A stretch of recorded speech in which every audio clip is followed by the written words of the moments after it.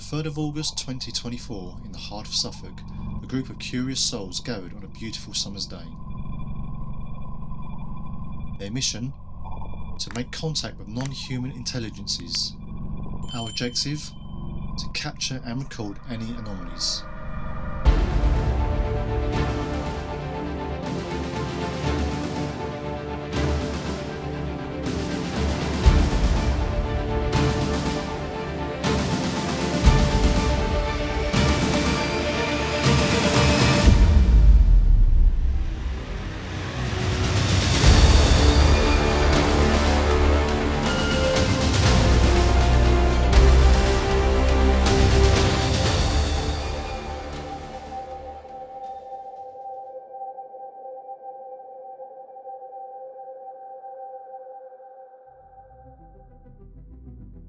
Close Encounters of the Fifth Kind, or CE5, is the process of human-initiated contact with ET beings.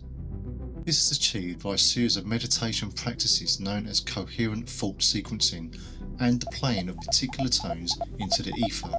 Setting your intentions up front is a very important part of the process. It was originally developed back in the 1990s by Dr. Stephen Greer, who also formed the Centre for the Study of Extra-Terrestrial Intelligence and spearheaded the Disclosure Project in the US. For us, this is part 2 of an open investigation, so let's get started.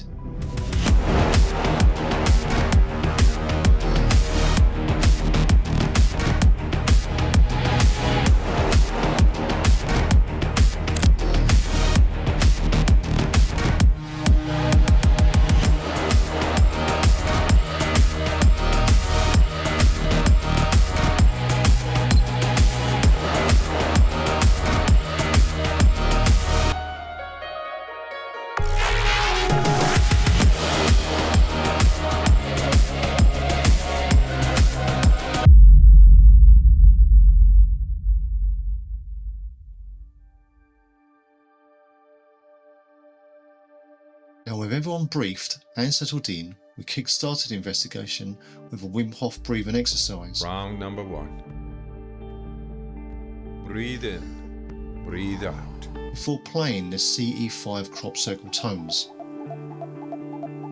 These tones are to help indicate our presence before starting a coherent thought sequencing, or CTS, which is a meditative practice to help connect to our ET friends and to let them know that we are present and open to contact.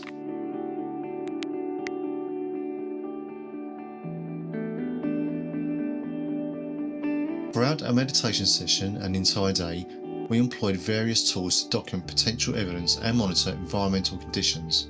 Our goal was to detect any unusual changes. Specifically, we utilised an infrared camera, equipment for detecting ultra and infrasound frequencies, both digital and analog sound recorders, a laser pen for signalling to the sky, and a robust EMF radar device capable of identifying incoming electromagnetic signals at our location, and also various cameras to capture any physical evidence.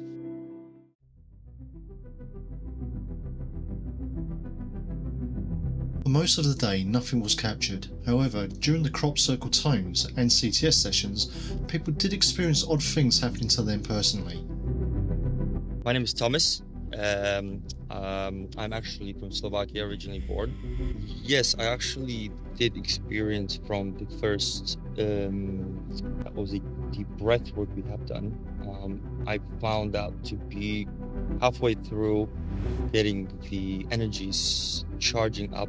The sensation that I would get from that with every finger was very electric at some point. I did experience a face of an extraterrestrial. It felt like a specifically gray type, but it was kind of in a distance. I had a moment where I saw the being.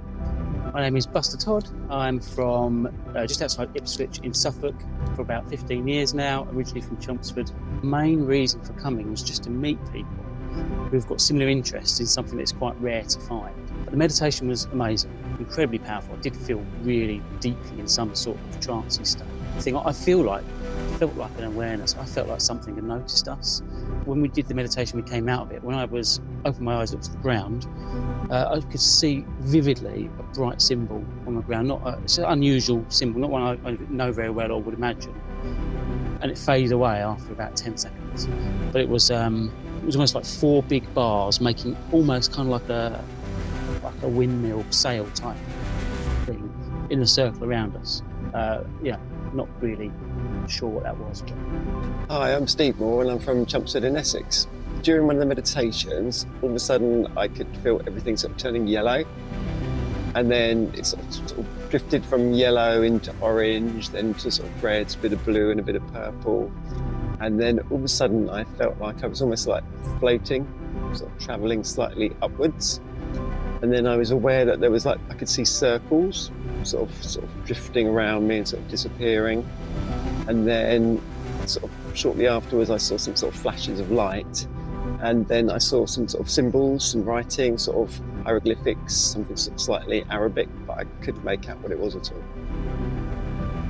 One of our officers who was operating one of the cameras witnessed small white flashes of light in the sky that she described as small camera flashes.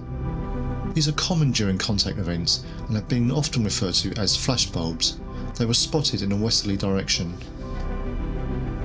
People also reported to us that they had felt someone or something touch them on the shoulder during meditation, and others reported feeling like being watched by a presence from the woods behind them facing south. I started to see actual people in my mind's eye. Some of them looked quite demonic, and it would change. Each person would change, and then it would be another one, and then it would be another one. It's really powerful, actually, for kind of quite moving.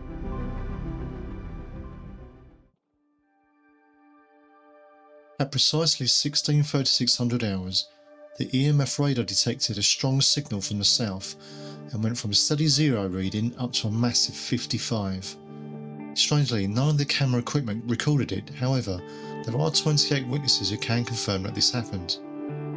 There were no low-flying aeroplanes or anything around that could have directed that amount of EMF energy at us at that time.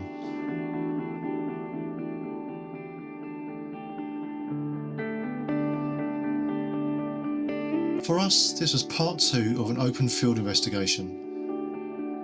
Although we did not capture anything on video this time, we believe that contact was made to the group via flashbulbs and the visualisations that people experienced during the day. This does not mean, of course, that the case is closed, far from it, and we do know people around the world have had some life-changing experiences.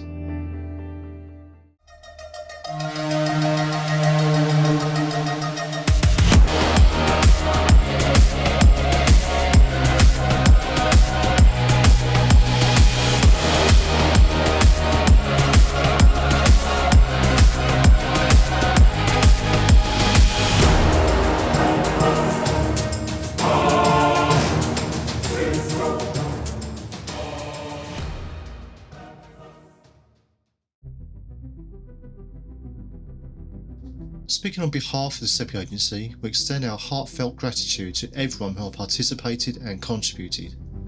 We firmly believe our collective efforts are propelling us towards full disclosure, bringing us closer to becoming a genuine spacefaring civilization. A special acknowledgement goes out to the dedicated SEPI staff, and a heartfelt thank you to Pete for ensuring a smooth running of the entire day. Until next time, remember, normal can't always explain it.